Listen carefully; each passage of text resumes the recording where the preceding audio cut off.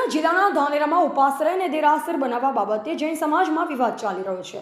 ધાનેરા તપગચ્છ જૈન સંઘના નવા ટ્રસ્ટીઓ દ્વારા ઉપાશ્રયના બાંધકામની જે પરમિશન નગરપાલિકા પાસેથી લેવામાં આવી હતી તેને નગરપાલિકા દ્વારા સ્થગિત કરવામાં આવી છે.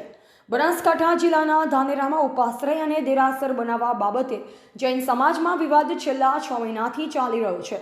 ધાનેરા તપગચ્છ જૈન સંઘના જૂના ટ્રસ્ટીઓ દ્વારા ઉપાશ્રય અને દેરાસર બનાવવાના બાંધકામની મંજૂરી નગરપાલિકા પાસેથી લેવામાં આવી હતી, પરંતુ ટ્રસ્ટીઓ બદલાઈ જતા નવા ટ્રસ્ટીઓએ ધાનેરા નગરપાલિકામાં બાંધકામની મંજૂરીના પ્લાનમાં ફેરફાર કરવાની અરજી કરી માત્ર ઉપાશ્રયના બાંધકામની મંજૂરી મેળવી હતી અને ઉપાશ્રયનું બાંધકામ શરૂ કરી દેવામાં આવ્યું. જે બાદ જૈન સમાજમાં વિવાદ થતા જૂના ટ્રસ્ટીઓ દ્વારા ધાનેરા નગરપાલિકાને અરજી કરતા અને સમગ્ર મામલો હાઈકોર્ટમાં જતા ધાનેરા નગરપાલિકા દ્વારા ઉપાશ્રય માટે આપવામાં આવેલ બાંધકામની અરજી અત્યારે સ્થગિત કરવામાં આવી છે.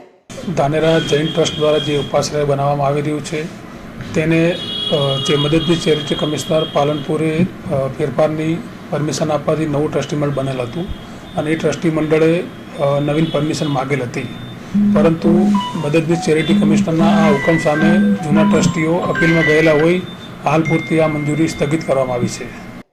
ધાનેરા જૈન સમાજના ટ્રસ્ટી મંડળમાં ચાલતા વિવાદ અને કોર્ટ કેસનો નિકાલ ન થાય ત્યાં સુધી બાંધકામની મંજૂરી ધાનેરા નગરપાલિકા દ્વારા સ્થગિત કરવામાં આવતા નવા ટ્રસ્ટીઓ દ્વારા હાઈકોર્ટના દ્વાર ખખડાવવામાં આવ્યા છે.